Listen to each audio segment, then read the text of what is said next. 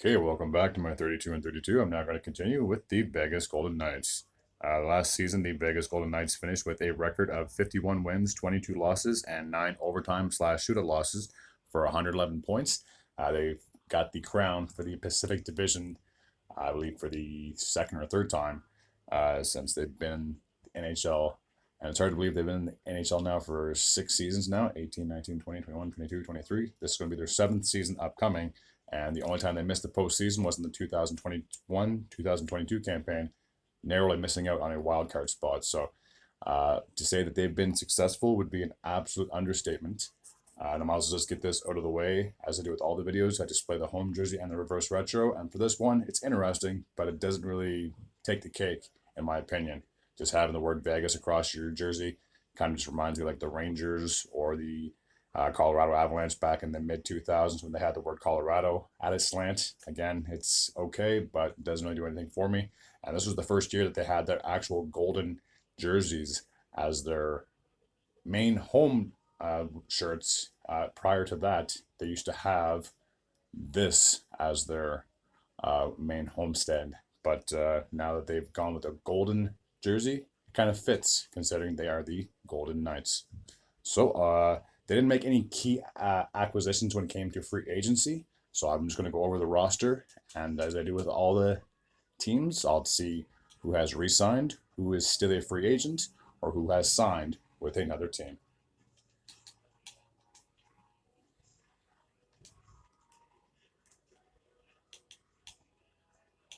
So take a look at the goaltending situation. So last year on their roster, they actually had about 5 different goalies on their system. Now, 2 of them went down during the season with season-ending injuries, and that's why they didn't have to pick up so many players last season. So Robert Leonard still has 2 more years left to go on his contract, but his health is going to be a big question moving forward.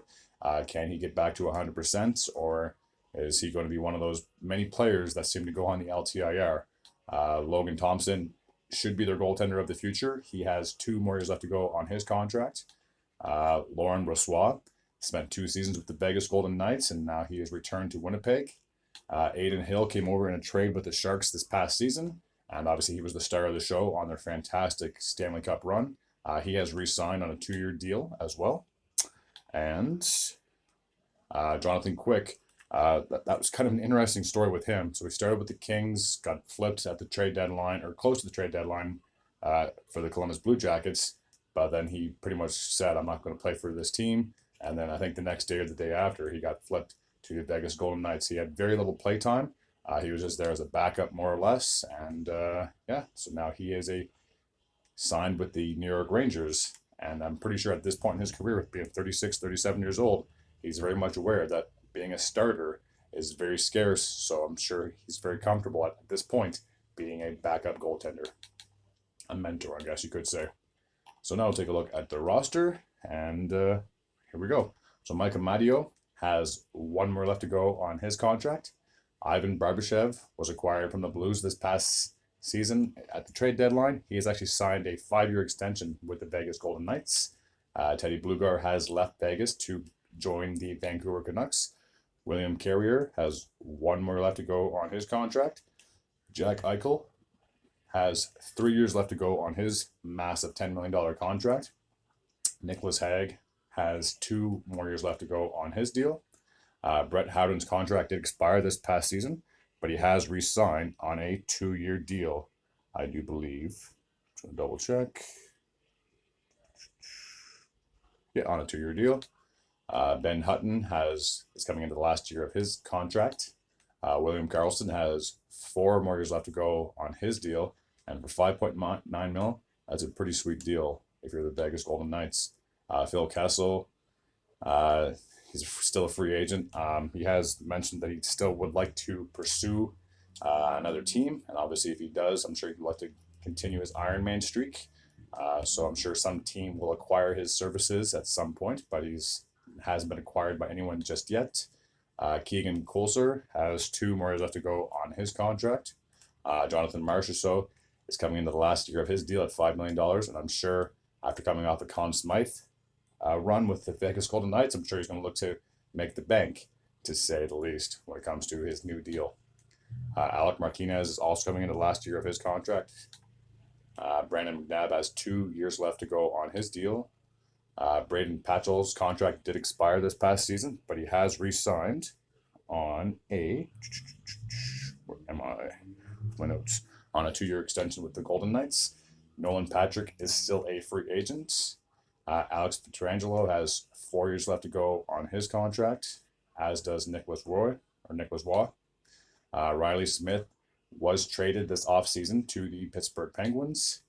Chandler Stevenson is coming into the last year of his contract. Mark Stone, the captain, has 4 years left to go on his deal. Shea Theodore has 2 years left to go on his contract. And Zach Whitecloud has 5 years left to go on his deal. So, for the most part, this team is sticking with pretty much the same core of players that they had just a season ago. So, I truly believe they're going to be competitive for many, many years to come. So, I'll pull this back up. Everything seems to be okay. Okay, so last year, like I said, they finished first in the Pacific Division.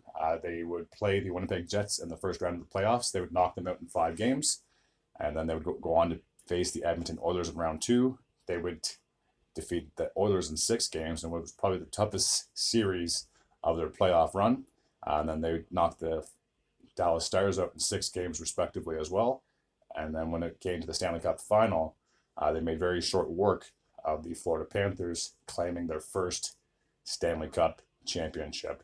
Now, this has been their second time they made it to the Cup final. Obviously, the first time they made it was in the 2018 campaign, which was their inaugural season. Unfortunately, they fell short in 5 games to the Capitals. So I'm sure it's bittersweet to get back to the big dance and come away with a victory this time around.